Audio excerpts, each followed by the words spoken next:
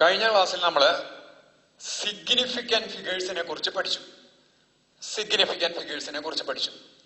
ഇനി നോക്കാം. ഞാനിപ്പോ ഒരു നമ്പർ ഇവിടെ 3.786 എന്ന് എഴുതി. ഇതില് കഴിഞ്ഞ ക്ലാസ്സിലത്തെ വെച്ചിട്ട് നമുക്കറിയാം 4 സിഗ്നിഫിക്കന്റ് ഫിഗർ ആണ് ഉള്ളത്. ഇടത്തുനിന്ന് എണ്ണി വരുന്നു. ഡെസിമലിന്റെ പൊസിഷൻ ഒരു പ്രശ്നമല്ല. 1, 2, 3, 4.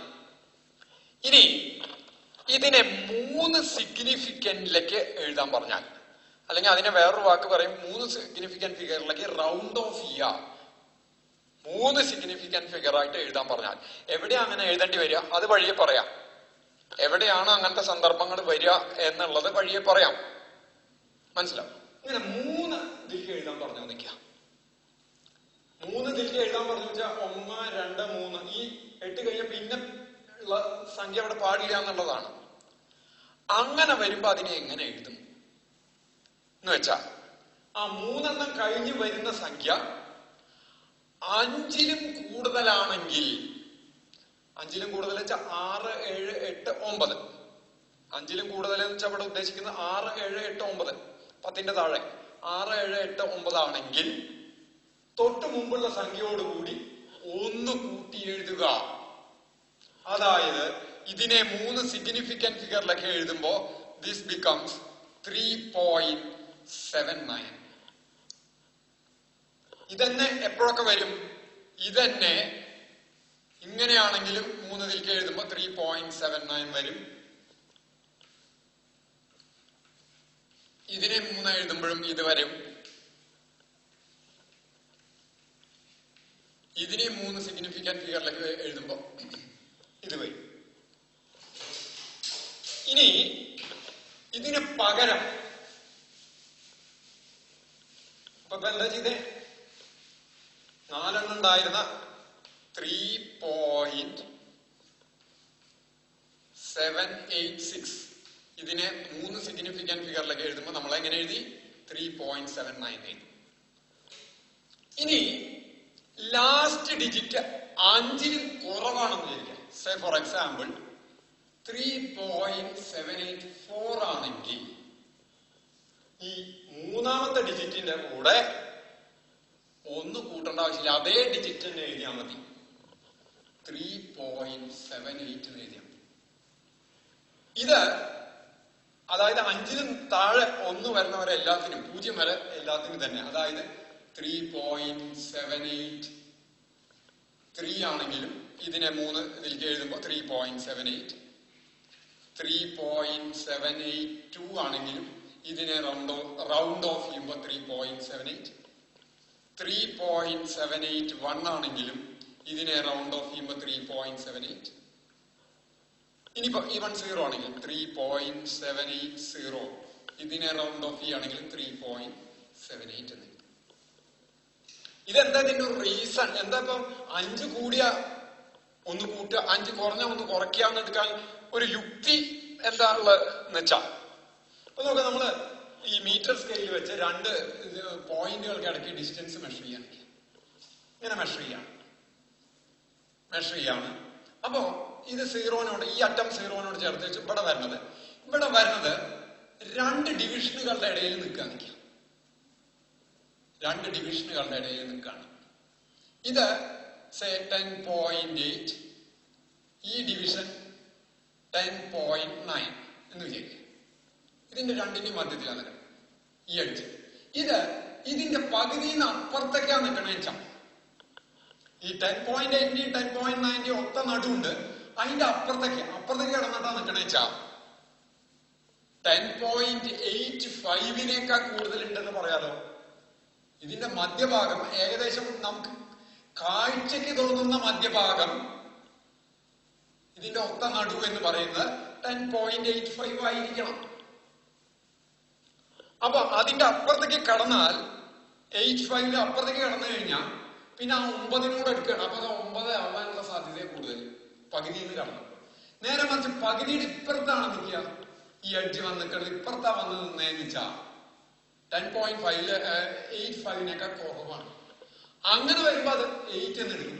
അപ്പുറത്തേക്ക് കടന്നു നിന്നാ നമ്മൾ അതിനെ 10.9 എഴുതും. 8.5 8.6 അല്ലെങ്കിൽ 8.4 നമുക്ക് എഴുതാൻ പറ്റില്ല, കാരണം അത് നമുക്ക് ഉറപ്പില്ല. അപ്പോ പകുതിന്ന് അപ്പുറത്തേക്ക് കിടന്നാൽ ചില നേരത്ത് നമ്മൾ റൗണ്ട് ഓഫ് ചെയ്യുമ്പോൾ ഒറ്റ പോയിന്റ് കഴിഞ്ഞിട്ട് ഒറ്റ സ്ഥാനമേ ഇടാൻ പറ്റുമെങ്കിൽ പകുതിന്ന് അപ്പുറത്തേക്ക് നിൽക്കുമ്പോൾ നമ്മൾ 10.9 എഴുതും. പകുതിയുടെ ഇപ്പുറത്താണെങ്കിൽ 10.8 എന്ന് എഴുതും. ഈ പകുതി എന്ന് പറയുന്നതാണ് ഈ 0.5 എന്ന് പറയുന്ന സാധനം. അപ്പൊ അത് അങ്ങനെ ഏത് റൗണ്ട് ഓഫ് ചെയ്യുമ്പോ റൗണ്ട് ഓഫ് ചെയ്യേണ്ട ഡിജിറ്റ് കഴിഞ്ഞിട്ട് വരുന്നത് 5ലും കൂടുതലാണെങ്കിൽ ഒന്ന് കൂട്ടി എഴുതും, 5ലും കുറവാണെങ്കിൽ ഒന്ന് കുറച്ച് എഴുതും. ഇനി 5ആണെങ്കിൽ എന്ത് ചെയ്യും? 5ആണെങ്കിൽ കൂട്ടുകയാണോ കുറയ്ക്കുകയാണോ ചെയ്യും? അവിടെ ഫോർ എക്സാമ്പിൾ ഞാൻ 2 ഉദാഹരണങ്ങൾ എടുക്കാം. 3.785 ഒരു ഉദാഹരണം, 3.775. ഇതിനെ രണ്ടിനെയും 3 സിഗ്നിഫിക്കന്റ് ഫിഗറിലൊക്കെ എഴുതേണ്ടത്.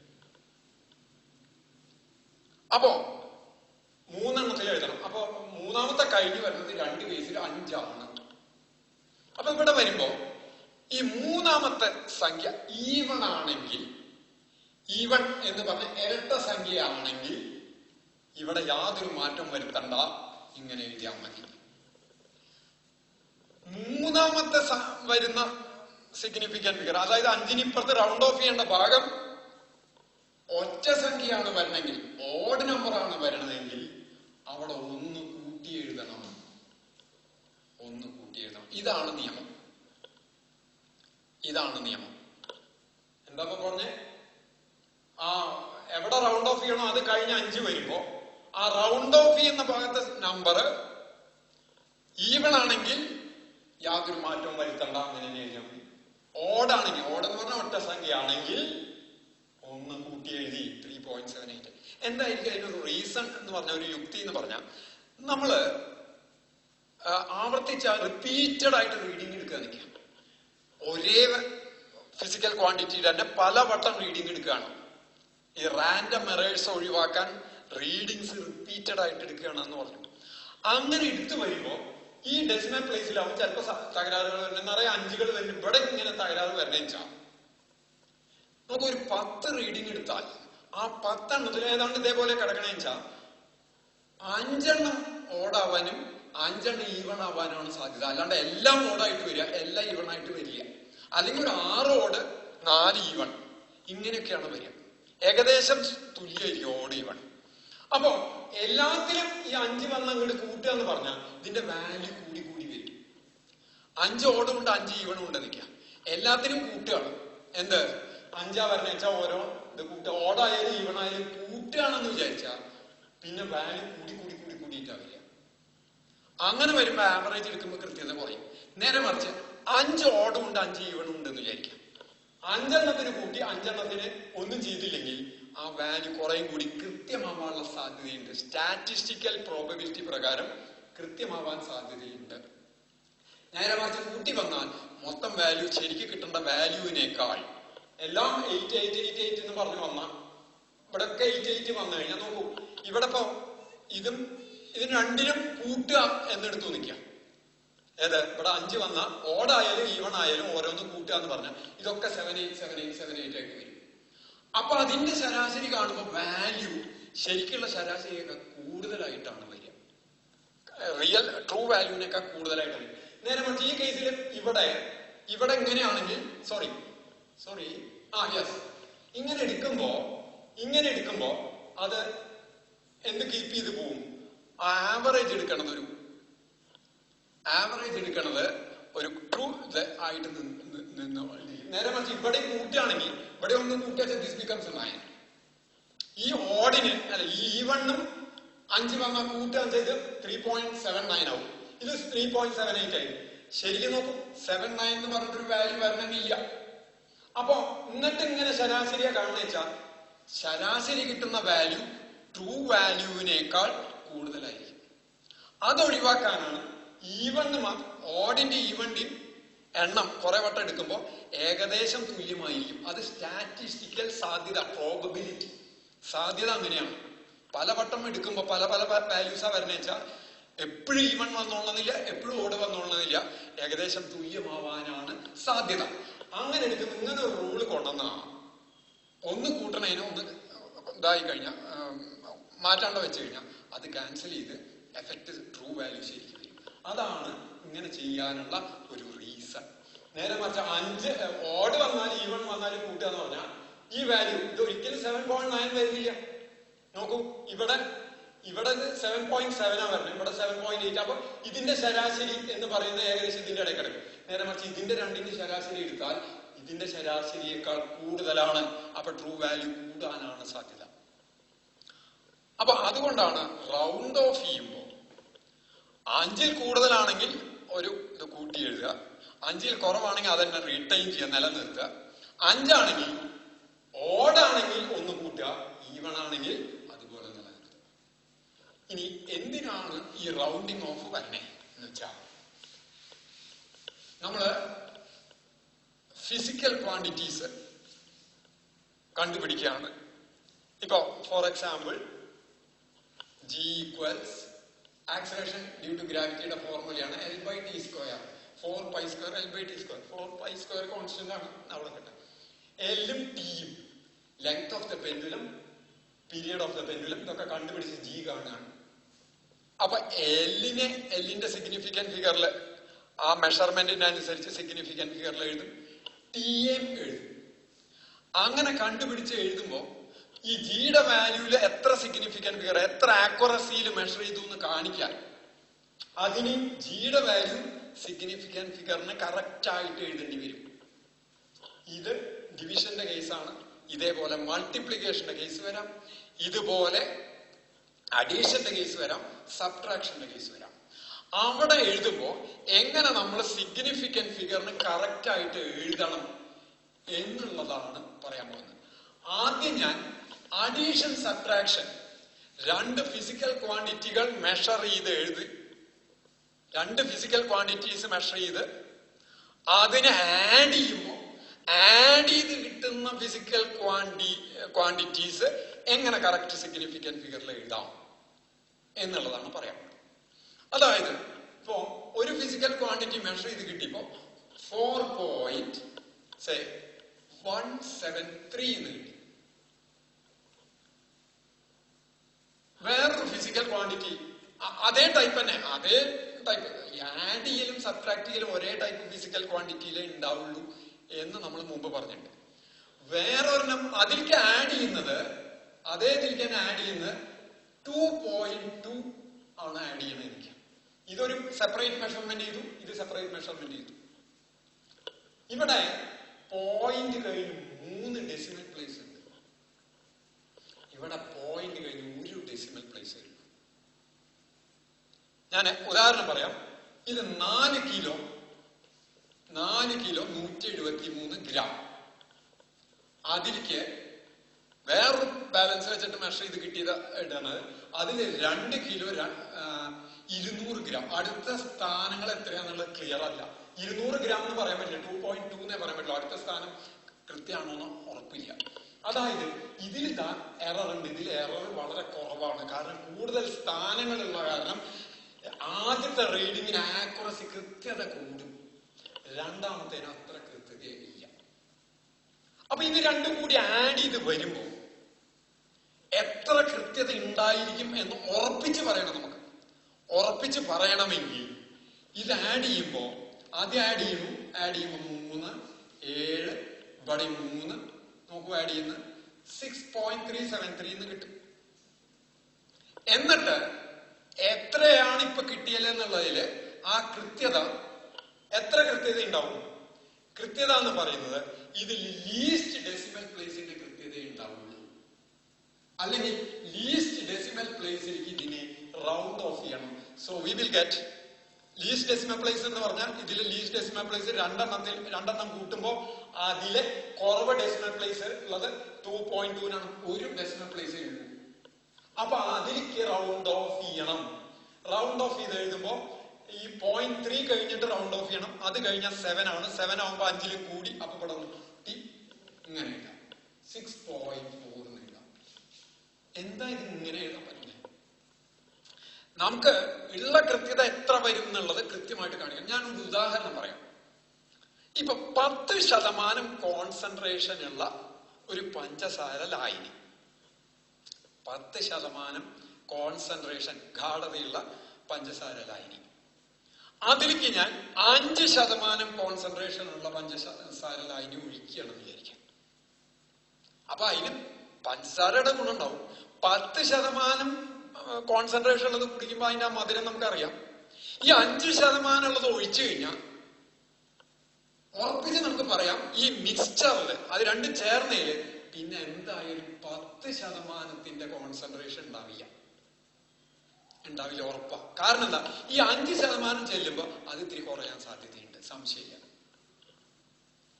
ഇനി അതിന് വേറൊരു കാര്യം പറയാം, എന്തായാലും മിക്സ്ചറിന് 5% കോൺസെൻട്രേഷൻ എന്തായാലും ഉണ്ടായിരിക്കുമെന്ന് ഉറപ്പിച്ച് നമുക്ക് പറയാം. എന്താ കാരണം, 10% ആഡ് ചെയ്യുന്ന 5% കോൺസെൻട്രേഷൻ ഉള്ളതാണ്. അപ്പൊ 5% അവിടെ ഉണ്ടാവും എന്നുള്ള ഉറപ്പാ. പക്ഷെ എത്ര ഉണ്ടാവില്ല, 10% ഒരിക്കലും ഉണ്ടാവില്ല. എന്താണ് നമുക്ക് ഉറപ്പിച്ച് പറയാൻ പറ്റുക? 10% ഉണ്ടാവില്ല എന്ന് ഉറപ്പിച്ച് പറയാം. 5-നും 10-നും ഇടയ്ക്കായിരിക്കും എന്ന് വേണമെങ്കിൽ പറയാം. പക്ഷെ കൃത്യമായിട്ട് വാല്യൂ പറയണമെന്ന് പറഞ്ഞാൽ എത്ര എന്ന് ഉറപ്പിച്ച് പറയാൻ പറ്റുള്ളൂ? 5% പറയാൻ പറ്റുള്ളൂ. എത്ര പറയാൻ പറ്റിയ? 10 എന്നും പറയാൻ പറ്റിയ, അതിന്റെ ഇടയിലുള്ളതെന്ന് പറയാൻ പറ്റിയ. അതുപോലെ ഇവിടെ ഒരു ഡെസിമൽ പ്ലേസിന്റെ ഇതിൽ കണ്ടു, 3 ഡെസിമൽ പ്ലേസിലും കണ്ടിട്ടുണ്ട്. അപ്പൊ ആ കിട്ടുന്ന വാല്യൂല് മെഷർ ചെയ്യുമ്പോ എത്ര ആക്യുറസി ഉണ്ടാവും എന്നാ പറയാൻ പറ്റുക? ഒരു ഡെസിമൽ പ്ലേസിന്റെ ആക്യുറസി ഉണ്ടാവും എന്ന് ഉറപ്പിച്ച് പറയാം. പക്ഷേ 3 ഡെസിമൽ പ്ലേസിന്റെ ആക്യുറസി ഉണ്ടാവും ഉറപ്പിച്ച് പറയാൻ പറ്റില്ല. അതുകൊണ്ട് തന്നെ ലീസ്റ്റ് ഡെസിമൽ പ്ലേസിലേക്ക് റൗണ്ട് ഓഫ് ചെയ്ത് എഴുതണം. ഇപ്പൊ 3 കൂട്ടുക, 3 ഫിസിക്കൽ ക്വാണ്ടിറ്റീസ് ആഡ് ചെയ്യാം. 6.120, 3.11, 2.7. ഇത് 3 കൂടി കൂട്ടുമ്പോ ഇതിലേക്ക് ഇങ്ങനെ ആഡ് ചെയ്ത് വരികയാണ്. 3 ഫിസിക്കൽ ക്വാണ്ടിറ്റീസ് ആഡ് ചെയ്യാണ്. അപ്പൊ ഇതിന് ആഡ് ചെയ്യാൻ നമുക്ക് ശരിക്കും തന്നെ ചെയ്യാം. 0, 3, 9, 11. റൈറ്റ്? ഇനി വരുമ്പോ ഇതിനെന്തായാലും ഇതിലേക്ക് ഇങ്ങനെ ആഡ് ചെയ്യുമ്പോൾ എറർ ഉള്ളത് ആഡ് ചെയ്തിട്ടുണ്ട്, ആക്യുറസി കുറവുള്ളത് കൂടുതലേക്ക് ആഡ് ചെയ്തിട്ടുണ്ട്. ഇതിന് ഏറ്റവും കൂടുതൽ ആക്യുറസി 6.120, 3.11 ആക്യുറസി അതിലും കുറവാണ്, 2.7 ആക്യുറസി. അപ്പൊ എത്ര ആക്യുറസി മിനിമം ഉണ്ടാവും എന്ന് പറയാം? ഒരു ഡെസിമൽ പ്ലേസിന്റെ ആക്യുറസി മിനിമം ഉണ്ടാവുമെന്ന് ഉറപ്പിച്ച് പറയാൻ പറ്റും. അതുകൊണ്ട് തന്നെ ഈ റിസൾട്ടിനെ നമ്മൾ എക്സ്പ്രസ് ചെയ്യുമ്പോൾ, കറക്റ്റ് സിഗ്നിഫിക്കന്റ് ഫിഗേഴ്സ് ആയിട്ട് എക്സ്പ്രസ് ചെയ്യുമ്പോൾ, സിഗ്നിഫിക്കന്റ് ഫിഗറിന് കറക്റ്റ് ആയിട്ട് എക്സ്പ്രസ് ചെയ്യുമ്പോൾ എത്ര സിഗ്നിഫിക്കന്റ് ഡെസിമൽ കഴിഞ്ഞിട്ട് എത്ര പ്ലേസേ പാടുള്ളൂ? ഒറ്റ പ്ലേസേ പാടുള്ളൂ. അങ്ങനെ എഴുതുമ്പോൾ ഈ 9 കഴിഞ്ഞിട്ട് പിന്നെ ബാക്കിയുള്ളതിനെ ഒഴിവാക്കണം. ഒഴിവാക്കാൻ നോക്കുമ്പോൾ അവിടെ ആദ്യം വരുന്ന 3 ആണ്. 3 എന്ന് പറയുന്നത് 5-ന് കുറവാണ്. So we can write 11.9. ഇതുപോലെ സബ്ട്രാക്ഷനിലും ചെയ്യാം. 4.678 മൈനസ് 1.2. എങ്ങനെയാണ്? ഇവിടെ 8, ഇവിടെ 7, ഇവിടെ 4.3. അതായത് 4.678 എന്നുള്ളതിന് 1.2 കൂടെ എടുത്തു. ആ മെഷർ ചെയ്യുന്ന ഇതും ആദ്യം മെഷർ ചെയ്തിട്ടതാ 4.678 വളരെ ആക്യുറസിയിൽ. അതിന് അടുത്തത് മെഷർ ചെയ്യാൻ നോക്കുമ്പോൾ ഇൻസ്ട്രുമെന്റ് അത്ര ആക്യുറേറ്റ് ആയിട്ടില്ലാത്ത ഇൻസ്ട്രുമെന്റാ കിട്ടിയ. അതിനൊരു ഡെസിമൽ പ്ലേസ് ആക്യുറസി കാണിക്കാൻ പറ്റും. അപ്പൊ ആ മെഷർ ചെയ്ത് കിട്ടുന്നതിൽ എത്ര ആക്യുറസി ഉണ്ടായിരിക്കും എന്ന് വെച്ചാൽ ഈ സബ്ട്രാക്ട് ചെയ്ത് മുഴുവൻ എഴുതാൻ പറ്റില്ല. 0.478 ആക്യുറസിയിൽ നമ്മൾ ആ മെഷർമെന്റ് ഉണ്ടായിണ്ടാവില്ല. അപ്പൊ അവിടെ എത്ര വരിക? ഈ ഡെസിമൽ കഴിഞ്ഞ് ഒരു പ്ലേസേ പാടുള്ളൂ, 3.4. അത് കഴിഞ്ഞ് ബാക്കിയുള്ളത് ഒഴിവാക്കണം. ഒഴിവാക്കാൻ നോക്കുമ്പോൾ ആദ്യം വരുന്നത് 5-നും കൂടുതലാണ്. അപ്പൊ ഇതിനെ 3.5. During addition and subtraction of physical quantities, we have to maintain the least number of decimal places. We have to maintain the least number of decimal places. ഇതാണ് നിയമം. ഇനി നമുക്ക് മൾട്ടിപ്ലിക്കേഷനും സബ്ട്രാക്ഷൻ അല്ല ഡിവിഷനിലേക്ക് പോവാം. രണ്ടിനും ഒരേ റൂൾ തന്നെയാണ്.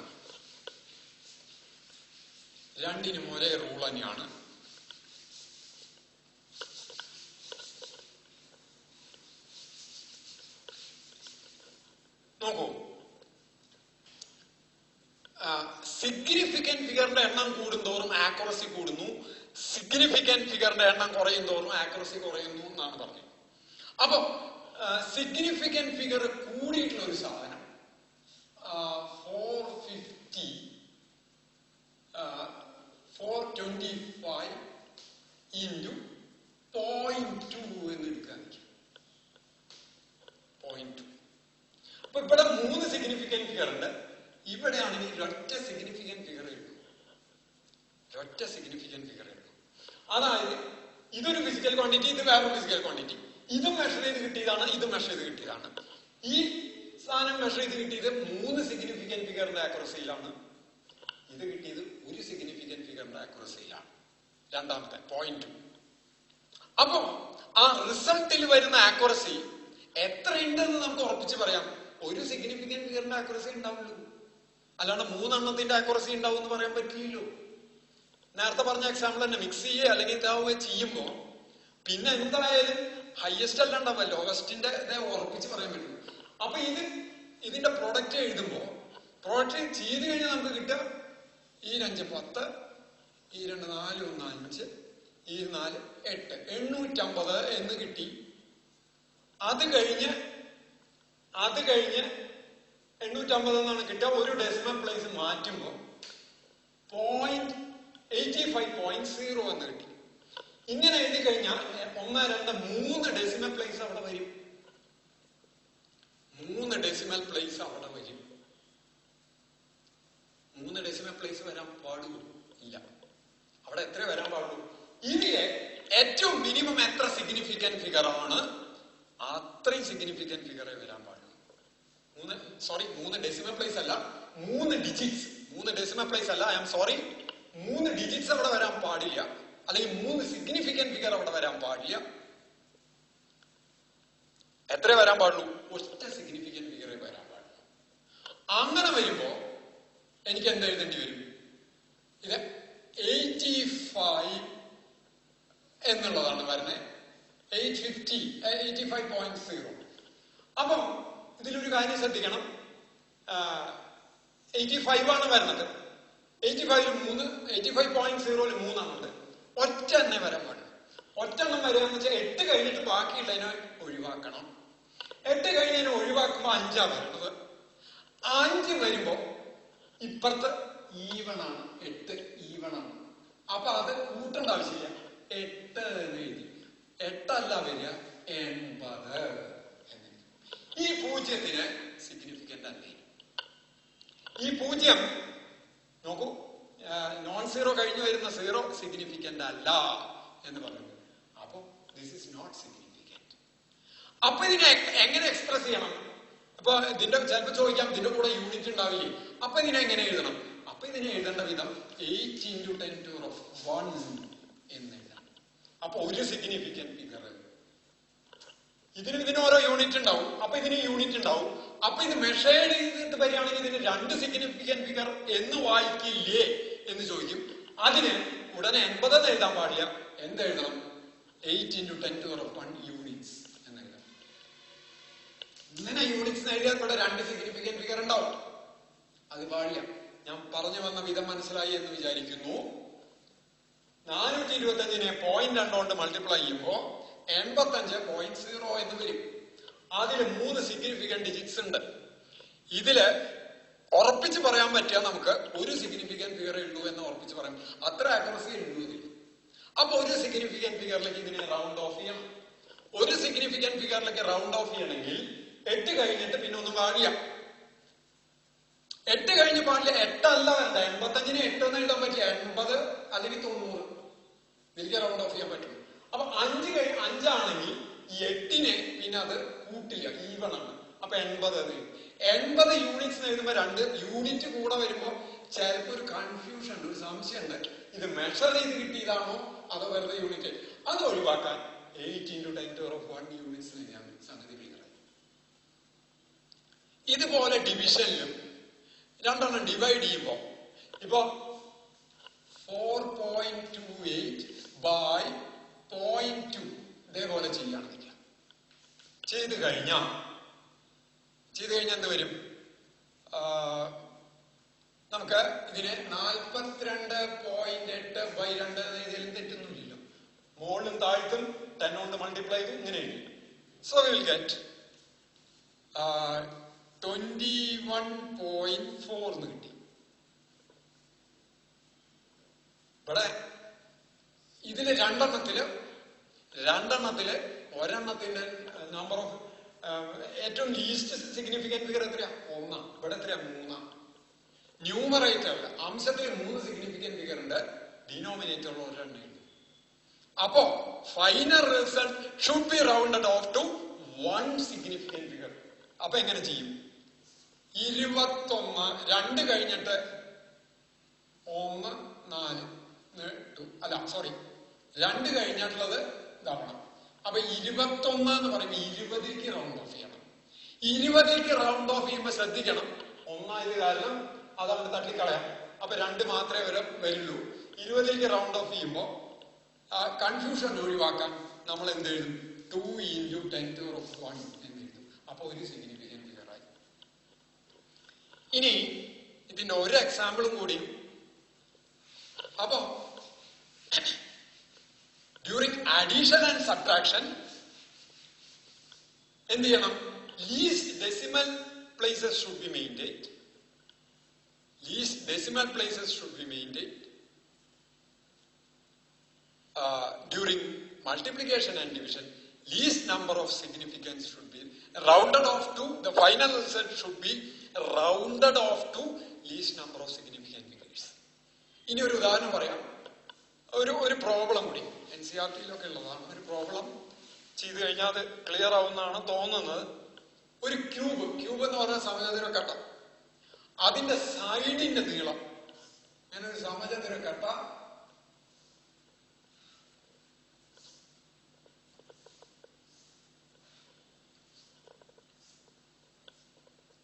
അതിന്റെ സൈഡിന്റെ നീളം വര അത്ര കൃത്യമാവുമെന്ന് എനിക്കറിയില്ല, എങ്കിലും സമചതുര കട്ടയായിട്ട് എടുക്കണം. സമചതുര കട്ടയുടെ എല്ലാ വശങ്ങളുടെയും നീളം തുല്യമായിരിക്കും. ഒരു വശത്തിന്റെ നീളം 7.203 അത്ര മീറ്റർ. എത്ര സിഗ്നിഫിക്കന്റ് ഫിഗർ വരും? 4 എണ്ണം വരും. അതിന്റെ സർഫസ് ഏരിയ എന്താ? സർഫസ് ഏരിയ അത് പെയിന്റ് അടിക്കണമെങ്കിൽ അതിന്റെ സർഫസ് ഏരിയ കാണണം. സർഫസ് ഏരിയ എന്താ? അതിന്റെ വോളിയം എന്താ? Correct significant figure. അപ്പോ സർഫസ് ഏരിയ കാണുമ്പോഴും വോളിയം കാണുമ്പോഴും റിസൾട്ടില് ഇതിനെ തന്നെ പെരുക്കിട്ടല്ലേ കാണാം. എത്ര സിഗ്നിഫിക്കന്റ് ഫിഗേഴ്സേ പാടുള്ളൂ? 4 എണ്ണേ പാടുള്ളൂ. അതിൽ കൂടുതൽ പാടില്ല. 4 എണ്ണേ പാടുള്ളൂ. അപ്പൊ ആദ്യം ഞാൻ സർഫസ് ഏരിയ കാണാം. സർഫസ് ഏരിയ കാണാൻ ഒരു ഭാഗത്തെ ഏരിയ നോക്കാം. ഒരു ഭാഗത്തെ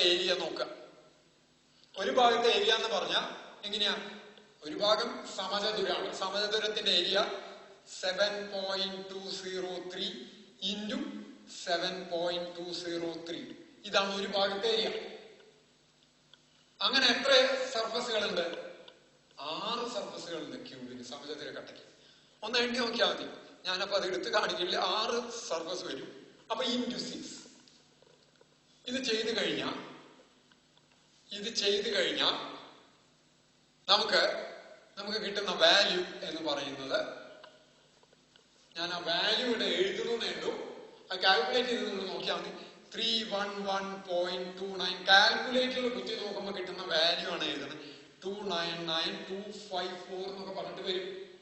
299,254 മീറ്റർ സ്ക്വയർ വരും.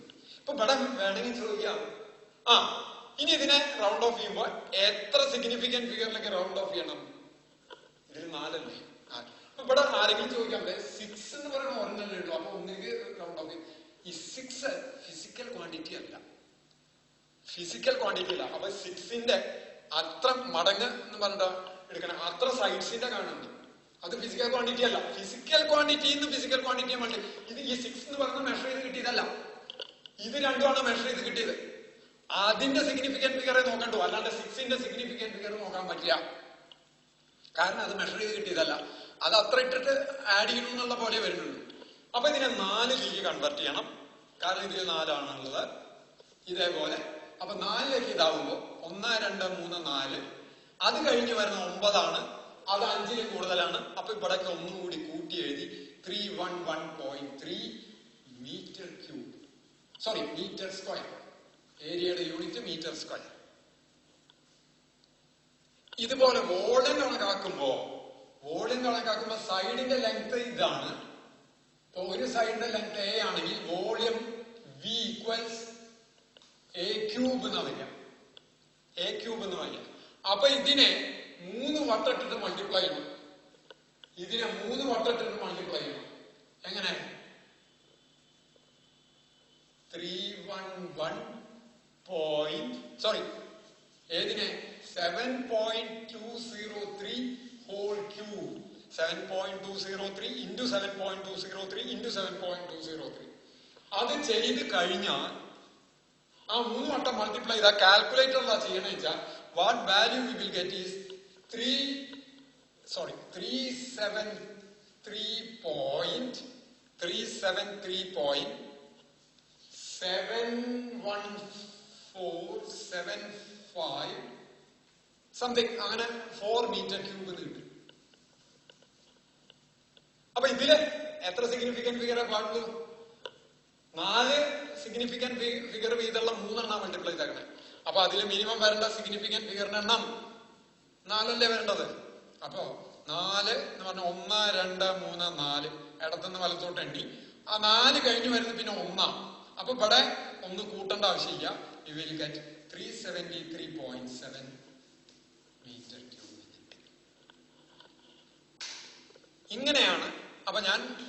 ഇങ്ങനെയാണ് മൾട്ടിപ്ലിക്കേഷനിലോ ഡിവിഷനിലോ ലീസ്റ്റ് നമ്പർ ഓഫ് സിഗ്നിഫിക്കന്റ് ഫിഗറിലൊക്കെ റൗണ്ട് ഓഫ് ചെയ്ത് എഴുതണം.